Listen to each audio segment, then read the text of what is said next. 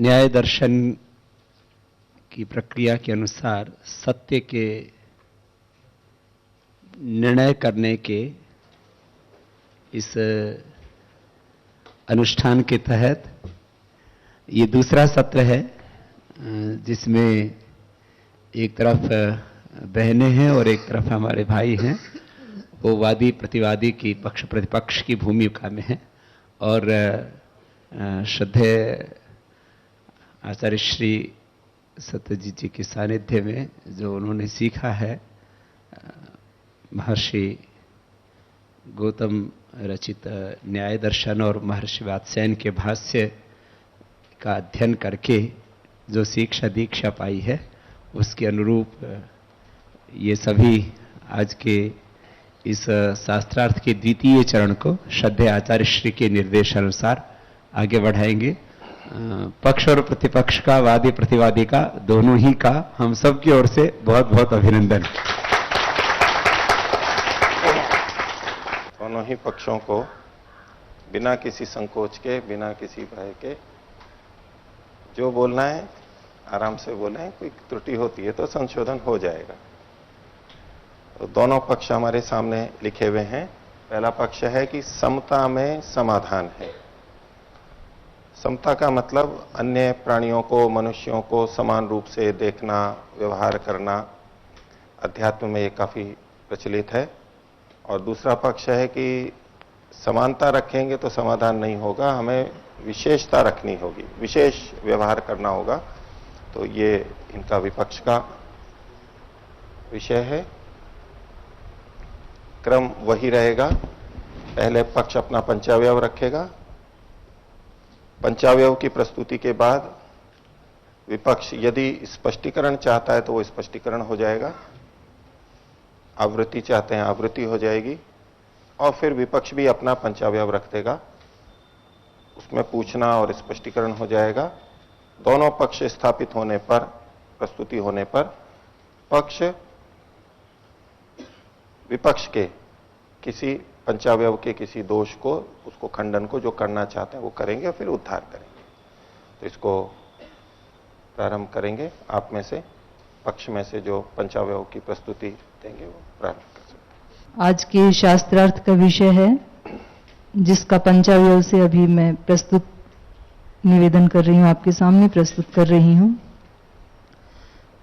प्रतिज्ञा है, समता में समाधान है। हेतु है, विशेष में दोष देखे जाने से। व्याप्ति है, जहां जहां विषमता नहीं देखी जाती वहां वहां समाधान होता है। उदाहरण है, लोक में भ्रूण हत्या जैसे दोष देखा जाता है। उपनय है, जैसे भ्रूण हत्या दोषवती है वैसी समता नहीं। निगमन है, विशेष का अभाव होने से समता में समाधान है। पंचावयव की स्पष्टता के लिए कुछ पूछना चाहते हो तो पूछ सकते हैं। उदाहरण और उपनय एक बार फिर से रख दीजिए। उदाहरण है, लोक में भ्रूण हत्या जैसे दोष देखा जाता है विशेषता के कारण, वह धर्म से उदाहरण दिया है। और उपनय है, जैसे भ्रूण हत्या दोषवती है वैसी समता नहीं है। और निगमन है, विशेष का अभाव होने से समता में समाधान है। भ्रूण हत्या के संदर्भ में ये स्त्री भ्रूण हत्या की दृष्टि से कथन है। इसमें मैं चूंकि वहां विशेषता देख रहे हैं कि पुरुष भ्रूण है या स्त्री भ्रूण है, क्योंकि वहां विशेषता देखी जाती है, इसलिए वहां पर ये सामाजिक कुरीति को जन्म मिलता है, ये दोष आता है। स्त्री भ्रूण हत्या का दोष वहां पर आ रहा है। समानता यदि समानता हो तो ये दोष नहीं आएगा। ठीक है, कुछ और पूछना है तो अब आप अपना पंचावयव प्रस्तुत करें। समस्या का समाधान विशेष में। प्रतिज्ञा, हेतु न्याय मूलक होने से।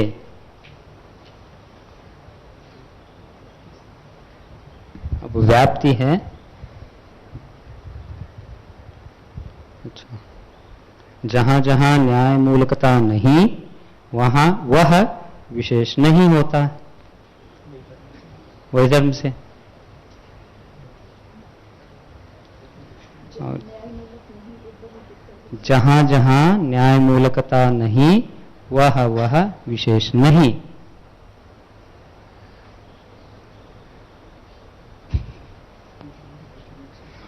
एक दृष्टांत है, गवर्गंड राज्य व्यवस्थावत। वो एक आप सुने होंगे अंधेरी नगर में चौपट राजा का कहानी, उस दृष्टांत का है, उपनय है। जैसे गवर्गंड राज्य व्यवस्था अन्याय मूलक और अविशिष्ट है, समस्या समाधान वैसे नहीं है। उपनय जैसे गवर्गंड राज्य व्यवस्था अन्याय मूलक और अविशिष्ट है, समस्या समाधान वैसे नहीं, मतलब अन्याय मूलक। और निगमन, इसीलिए न्याय मूलक होने से समस्या समाधान विशेष में है।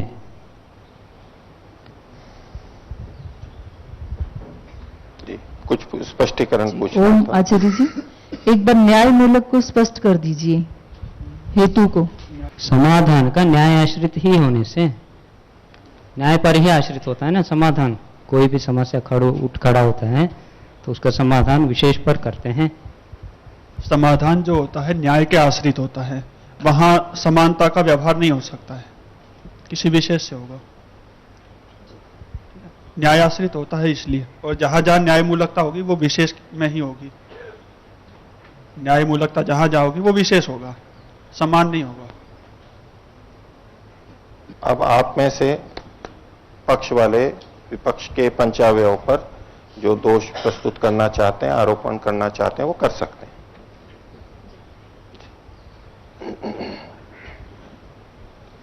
आपका पक्ष था विषमता में ही समाधान है, विशेषता में, विशेषता में। हमें इस पे आक्षेप है, विशेषता शब्द ही अपने आप में संघर्ष को जन्म देता है, और इतिहास इसका साक्षी है। इतिहास में जितने भी युद्ध हुए, चाहे वो रामायण का, महाभारत का, चाहे हिंदू मुस्लिम का, अंग्रेजों का, जितने भी संघर्ष हैं वो सब विषमता के कारण ही होते हैं। तो समता में ही समाधान है, विशेषता में ही सारे संघर्ष और दोष आते हैं। अभी केवल पंचावयव पे आक्षेप कीजिए आप, ये चीजें थोड़ा बाद में होगी। इनके पंचावयव में आपको कोई दोष दिखाई दे रहा है? पंचावयव स्वीकार है आचार्य जी, इनका पंचावयव स्वीकार्य है जी। पंचावयव स्वीकार होता है तो फिर उनका पक्ष भी आप स्वीकार कर जाएंगे, क्योंकि ये पंचावयव आपके पक्ष के विपरीत है। आपने जो ये हेतु दिया है न्यायमूलक होने से, इसको थोड़ा सा और स्पष्ट कीजिए। किस रूप में स्पष्ट किया जाए? आपने जो ये उदाहरण दिया है ये अति संक्षेप में दिया है, गवर्गंड राज्यवत, इसको थोड़ा और खोलिए, वहां पर कैसे आपको। ये कहानी जो है व्यवहार भानु के आश्रय से ली गई। मैं बहुत संक्षेप से जो प्रसंग है वो प्रस्तुत करूंगा।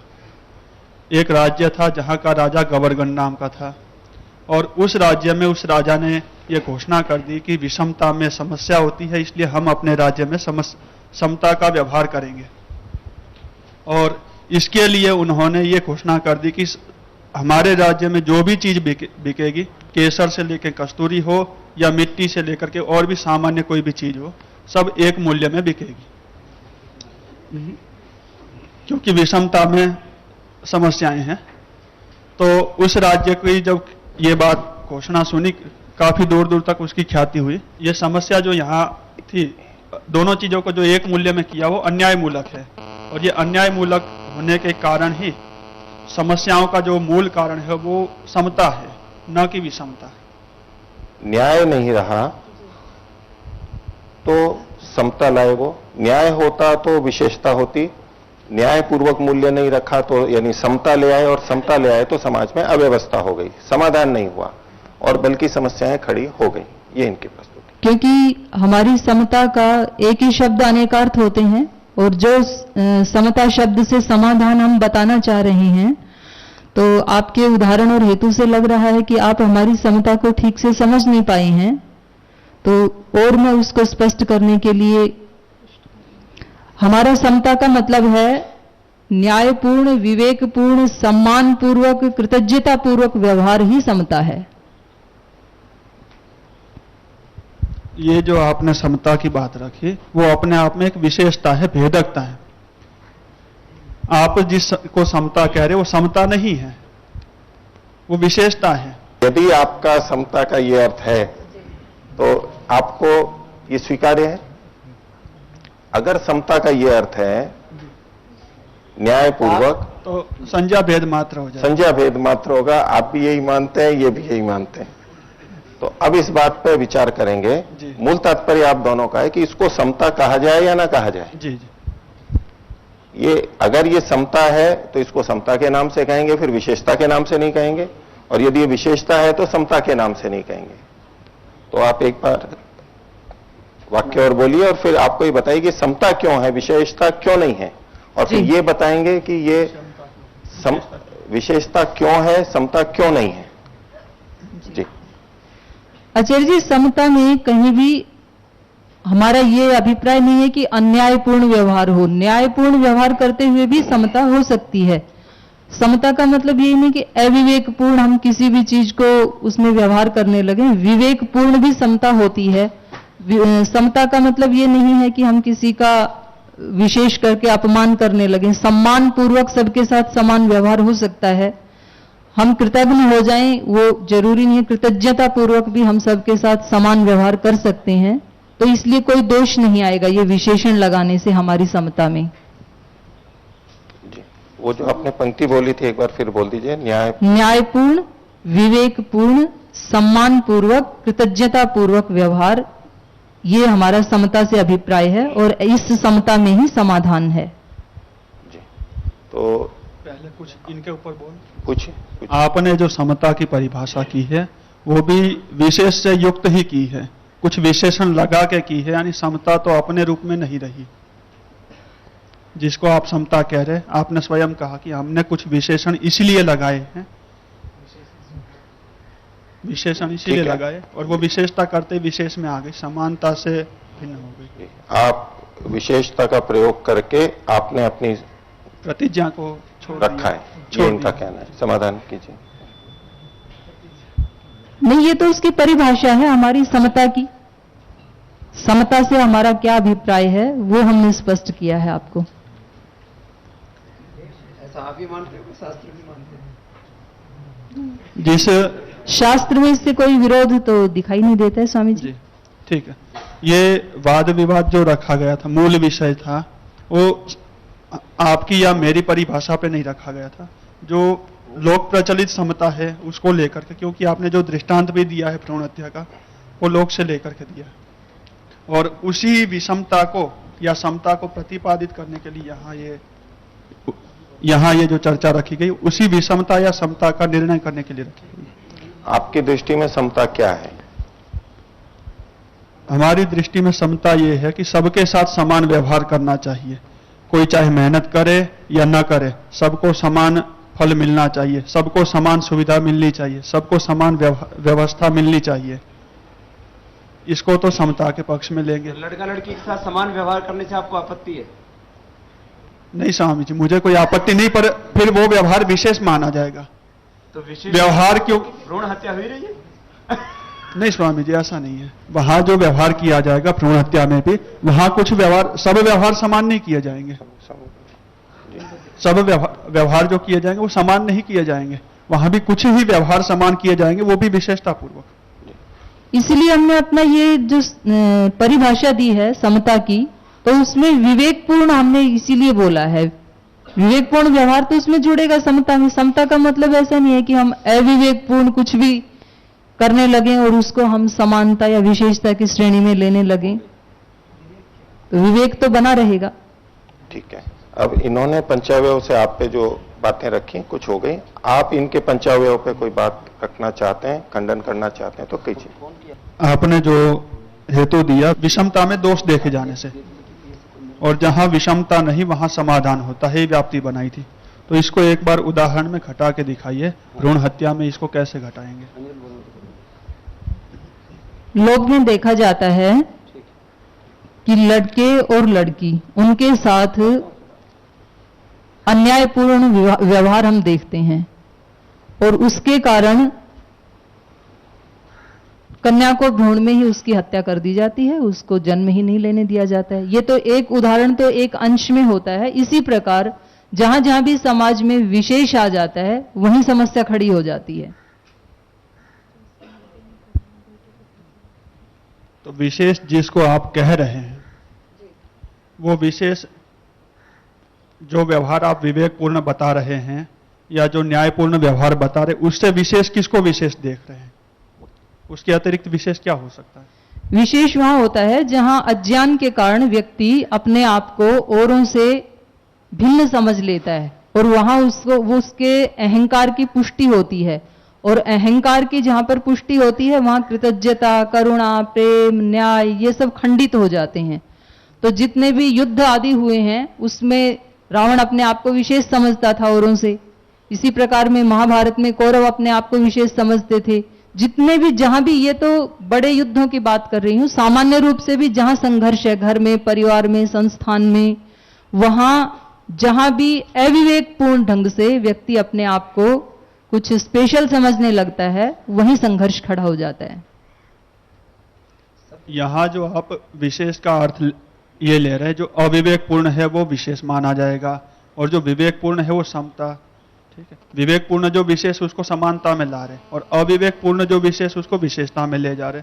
इसके पीछे कोई विशेष नहीं, आप हमारी पूरी प्रतिज्ञा को एक साथ ही रखिए, एक शब्द को ना पकड़ें। न्यायपूर्ण, विवेकपूर्ण, सम्मानपूर्वक, प्रतिज्ञतापूर्वक व्यवहार, ये समता है। ठीक है, मैं समझ गया और उसी को केवल सार के रूप में ही रख रहा हूं। आपकी सारी बातें जो मैं बोल रहा हूं उसमें सम्मिलित हैं। आप जो कह रही न्यायपूर्ण, ये जो सारे विशेषण आपने लगाए वो सारे विशेषण सहित उसको आप समानता की कोटि में रख रहे हैं और जो अन्यायपूर्वक है और विवेकपूर्वक है और जो गलत तरीके से हो सकता है वो सारा विशेष में आएगा। ये किस आधार पर कर रहे हैं? इसका विशेष हेतु क्या है कि यही विशेष में आएगा और वो सामान्य में आएगा, वो विशेष में नहीं आएगा और ये सामान्य में नहीं आएगा? वो तो प्रत्यक्ष प्रमाण से देखा जाता है लोक में। जहां विवेकपूर्ण होता है वहां कोई संघर्ष नहीं है, वहां समाधान ही समाधान है। नहीं, वो समाधान तो है पर वो विशेष है। अभी जो बात चल रही हमारी विशेष या समता की परिभाषा की चल रही, समाधान की नहीं चल रही। समाधान तो उससे है जो बात कही जा रही, हम उसको विशेषता कह रहे हैं, आप अपने शब्दों में समता कह रहे हैं। पर वो विशेष है या समता ये निर्धारण करना हमें, मुख्य निर्धारण तो यहां ये करना कि जिसको आप समता कह रहे हैं हम उसको भी समता कह रहे हैं, विशेषता कह रहे हैं। तो अभी तो संज्ञा भेद की आप विशेषता किसको कह रहे हैं? विशेषता हम इसी को कह रहे हैं जो न्यायपूर्वक व्यवहार हो रहा है। समता मतलब सब, समता मतलब सबके साथ समान व्यवहार। कोई एक किसान है, आपने ये परिभाषा किस आधार पे रखी? हमने ये परिभाषा इस आधार पे रखी कि विशेष जो होता है वो भेदक होता है, दूसरों से भिन्न होता है। विशेषता का जो आपने आधार रखा उसका कोई प्रमाण दो ना शास्त्र में, कि जिसको आप विशेषता कह रहे हैं वो न्यायपूर्वक होती है। ऐसा कोई शास्त्र में, वेद में, दर्शन में, उपनिषद में कहीं प्रमाण है ऐसा? विशेष के लिए भी है प्रमाण स्वामी जी। और दूसरा यह है कि विशेष सबसे बड़ी उसकी विशेषता यह होती है वो भेदक होती है, औरों की अपेक्षा वो भिन्न करने वाली होती है। कोई ऐसा प्रमाण नहीं, क्योंकि आपका शास्त्रार्थ आगे नहीं बढ़ रहा ना। तो कोई शास्त्र में प्रमाण दीजिए कि जो जिसको आप न्यायपूर्ण को विशेषता कह रहे हैं, ऐसा कोई शास्त्र में प्रमाण है? और जिनसे भी पूछेंगे ये भी प्रमाण देंगे अपनी समता को जैसा ये कह रहे हैं। आपका बहन जी हेतु अनेकांतिक है, क्योंकि आपका हेतु है विशेष में दोष देखे जाने से। क्योंकि हमारा जो वर्णाश्रम जो ये निर्धारण है सबके लिए एक विशेष नियम है, सबको उसमें चलना होता है, सबके लिए विशेष नियम है। यदि उस नियम को हम सामान्य कर दें, सन्यासी के लिए, ब्रह्मचारी के लिए, गृहस्थ के लिए, सन्यासी के लिए इत्यादि सब चारों को यदि हम एक कर लें, सामान्य कर लें, तो इससे व्यवहार नहीं चलने वाला है। इसमें हेतु में इसलिए क्या दोष आपका जो ये दिखाया? हेतु है ये अनेकांतिक है कि विशेष में दोष देखे जाने से। किस रूप में विशेष में दोष अनेकांतिक नहीं है? है। बताइए उसको जरा खोल के। आपका हेतु है ना ये विशेष में दोष देखे जाने से, तो क्या विशेष अनेकांतिकता है इसमें? बता रहा हूं ना, तो दोष जो है ये दोष दोनों जगह जा रहा है आपका। नहीं, इसको स्पष्ट कीजिए, आप कहना जो चाह रहे हैं उसको स्पष्ट कीजिए कि यहाँ विशेषता में दोष देखा जाता है, वो आपका कहना है। आप कहिए कि देखिए विशेषता में दोष नहीं है या दोष नहीं विशेषता में देखा, समाधान है। 4 वर्ण है और सबके लिए विशेष नियम बनाया गया है। वहां विशेषता होते हुए भी दोष नहीं है, दोष ये नहीं इनकी है। प्रस्तुति है। आपका कहना था कि जहां जहां विशेषता होगी वहां दोष देखा जाएगा। ये कह रहे हैं कि वर्णाश्रम में विशेषता है और दोष नहीं है। विपरीत उदाहरण इन्होंने दे दिया आने के। नहीं, वो तो समता की हमने परिभाषा ही नहीं की आचार्य जी, हमने तो ऐसी प्रतिज्ञा की नहीं थी। है ना, ये लिखा हुआ कहीं भी बिल्कुल है, बिल्कुल। अन्यायपूर्ण व्यवहार हो, अविवेकपूर्ण व्यवहार हो, ऐसा हमने नहीं कहा था। हमारे शरीर में जिसका जो कार्य वो करेगा। आंख कभी भी सुनने का कार्य नहीं करेगी, कान कभी भी देखने का काम नहीं करेंगे, फिर भी शरीर एक है। तो समता में सब अपना अपना कार्य ही छोड़ देंगे, ऐसी हमारी परिभाषा या प्रतिज्ञा तो नहीं थी। दर्शन चौथे अध्याय का 25वां सूत्र, विशेष दर्शन आत्म भाव भावना विनिवृत्ति। इसमें योगी का वर्णन किया गया है और योगी जो विशेष योगी है, विशेष दर्शन है, आत्मा और चित्त के भेद को देखने वाला जो योगी है, वो आत्म विषयक जो जिज्ञासाएं हैं, अपने आप को, शरीर को जो जड़ है उसको चेतन मान रहा है, उसकी निवृत्ति हो जाती है और वो सही स्वरूप को जान लेता है, आत्मा और चित्त के भेद को। ये विशेषता की ये परिभाषा तो इस सूत्र से नहीं आ रही है कि ये विशेषता होती है। आपने तो सूत्र का अर्थ बता दिया। आपसे तो ये पूछा था कि विशेषता का जो अर्थ आपने लिया है वो आपने कहां से लिया? ठीक है, इनका आक्षेप ठीक है। विशेषता से ये समस्याओं का समाधान हो गया, ये तो इस सूत्र से आ गया। लेकिन विशेषता का मतलब ये होता है, ये जो आप सोच रहे हैं न्याय मूलक होता है, उसके लिए कोई प्रमाण आपने नहीं प्रस्तुत किया है। विशेषता में समाधान होता है ये प्रस्तुत किया है, ये इनका कहना है। जी, व्याकरण में आता ही है, भेद को विशेष कहा, विशेष है, तो उससे हम कहते हैं विशेष जो है। कैसे कैसे इसको खोल के बताइए, इतने मात्र से बात नहीं। बोलो, कोई मंत्र बोलो, श्लोक बोलो। भेद को विशेष है, ये प्रसिद्ध है कि महाभारत में प्रसिद्ध तो है, लेकिन विशेष भेदक होता है। हाँ। इससे अच्छा, ऐसे विशेष का जो आप लक्षण ले रहे हैं, जी जी, उसको समता खंडित खोल होती करके हो और विशेषता प्रतिपादित होती हो, ऐसा बताओ। बोलिए। न्याय दर्शन में जब किसी विषय पर निर्णय किया जाता है, संशय वगैरह होता है, तो उस समय विशेष चीज ला करके ही वो न्याय किया जाता है, समाधान किया जाता है, निर्णय पे पहुंचा जाता है। जब कोई पक्ष अपने पक्ष को सिद्ध करने के लिए हेतु भी रखता है तो उसको वो विशेष देना होता है, समान हेतु से वो अपने पक्ष की सिद्धि नहीं कर पाता है। न्याय जो है विशेष में निहित होता है, वो इसलिए हम कह रहे हैं कि विशेष जो होता है वो न्याय का कारण होता है। सूत्र आदि कुछ बोलिए, सूत्र मंत्र श्लोक कुछ बोलिए। जो मैं सूत्र बोला था बहन जी पूछ रही है कि उससे विशेष की कैसे पुष्टि होती है। अगर विशेष की पुष्टि नहीं हो रही है तो फिर जो योग मार्ग में आज पहले दिन कदम रख रहा है उसको भी मोक्ष प्राप्त हो जाना चाहिए, उसको कोई पुरुषार्थ करने की जरूरत नहीं है समानता में, क्योंकि अच्छा व्यवहार चल रहा है आपके अनुसार। तो ये तो मैंने नहीं कहा कि साधना करने की आवश्यकता नहीं है समता में, तो साधना करेगा तो वो विशेष ही हो गई है, क्योंकि पुरुषार्थ की मनाही थोड़ी की है। तो आपको शास्त्र प्रमाण नहीं दे पा रहे हैं। वो आपने जो कहा अभी, यदि मैं ये उसको ये दूसरी तरह से कहूं कि योग पुरुषार्थ करने की जरूरत नहीं, तो समता का नाम ही योग है, समत्वम योग उचित। आप प्रमाण दीजिए अपना। अगर समता का नाम योग है तो योग के 8 अंग क्यों बना दिए हैं? फिर एक ही बनाना, योग हो गया बस। नहीं तो फिर समत्वम योग उच्यते का आप अर्थ कर दीजिए जो गीता में लिखा हुआ है। आपका मेरे शास्त्रार्थ नहीं हो रहा, आप लोग कीजिए। तो अब आप शास्त्र प्रमाण नहीं दे पाए, आप लोग अब आप शास्त्र प्रमाण दीजिए कि आपकी जो समता है उसका आप जो अर्थ कर रहे हैं वो उसमें शास्त्र प्रमाण क्या है? स्वामी जी आप तो प्रमाण पूछ रहे हैं ना। शास्त्र प्रमाण आप जो नहीं, कोई भी प्रमाण दे सकते हैं हम, शास्त्र प्रमाण या कोई भी प्रमाण दे।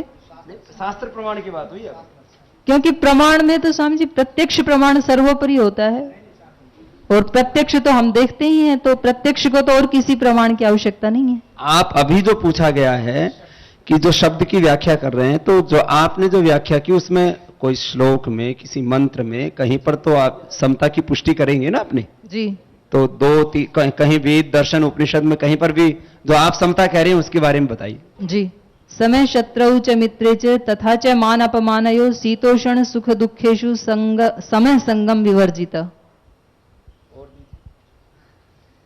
प्रमाण तो हो गया स्वामी जी। और दे दीजिए। द्वितीयाद वही भयम भवति उपनिषद में आया है।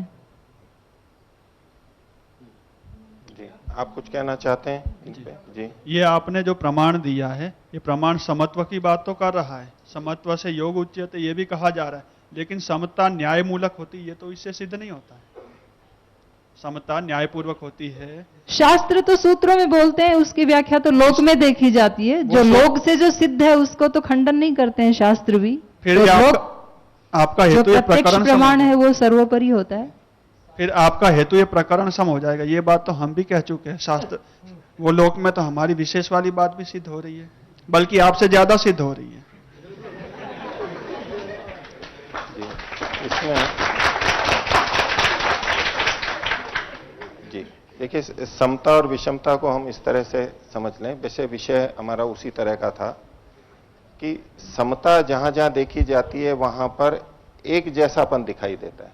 जैसा यहां है वैसा यहां है, यहां है। इस तरह से जब गुणों को सामान्य रूप से देखते हैं तब उसे समता कहते हैं।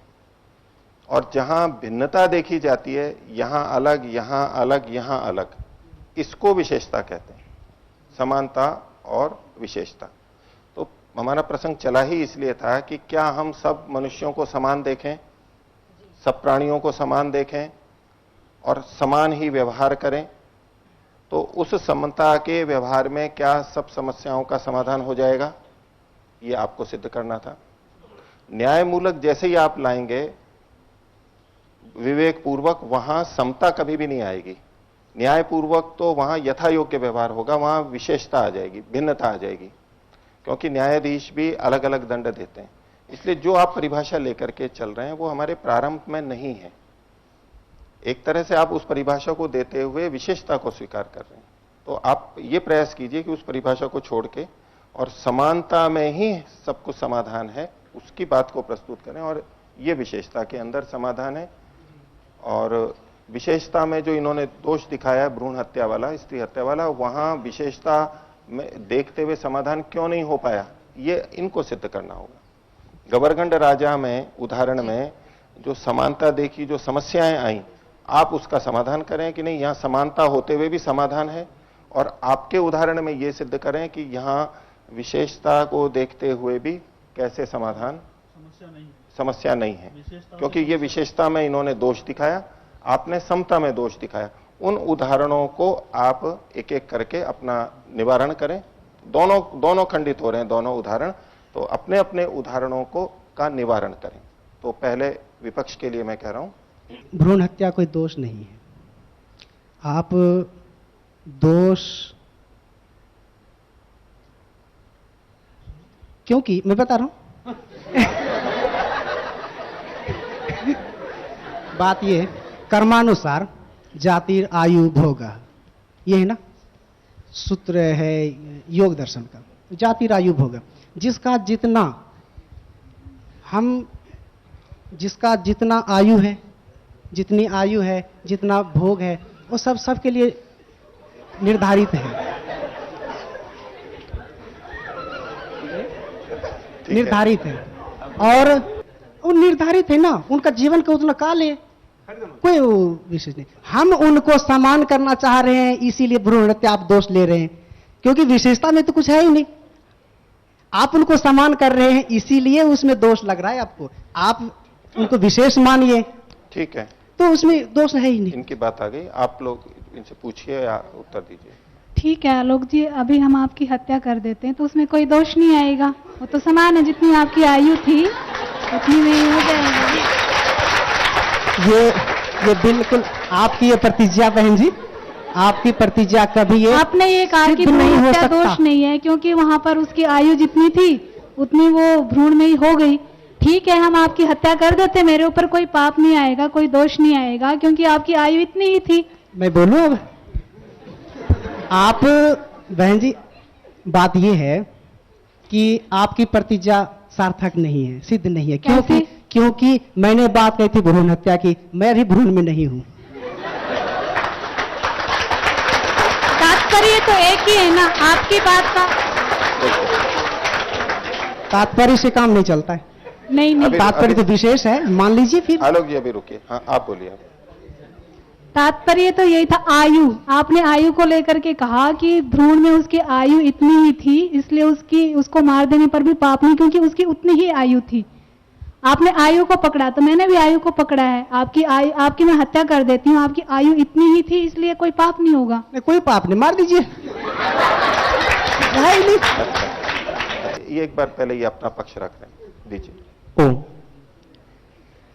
जैसा बहन जी ने वर्णन किया, उसमें हम ये जानना चाहते हैं या समझना चाहते हैं कि आखिरकार भ्रूण हत्या क्यों होती है। आपका आक्षेप है कि जब कन्या गर्भ में होती है तो कन्या को जानकर कन्या है इसलिए उसकी हत्या की जाती है, यही बात है ना। इस बात को हम समझ लें कि कन्या की हत्या क्यों की जाती है। उसका कारण एक ही कारण बताएंगे, कारण बहुत हैं। जो समाज में फैली दहेज कुरीति है, उस कारण से वो हत्या की जाती है। और भी अनेक कारण हैं। क्योंकि जो दहेज प्रथा है, अगर हम उसको समता में रखेंगे तो निश्चित रूप से बाधाएं की समस्या खड़ी होगी, और जो भ्रूण हत्या करता है उस समस्या से बचना चाहता है, इसलिए वो हत्या करता है। इसलिए समता में ही विषमता है और समस्या है। अगर हम ये समझें कि कन्या हो, पुत्र हो या पुत्री हो, सभी विशेष हैं, और दहेज जो एक समता का रूप ले रहा है कि नहीं, ये गरीब हो या अमीर हो, जितना धन एक अमीर ने अपनी पुत्री की शादी में दिया है, उतना ही धन एक गरीब व्यक्ति को भी देना पड़ता है। इस कारण से वो समता है, समता ही मूल समस्या है, इसलिए भ्रूण हत्या की जाती है।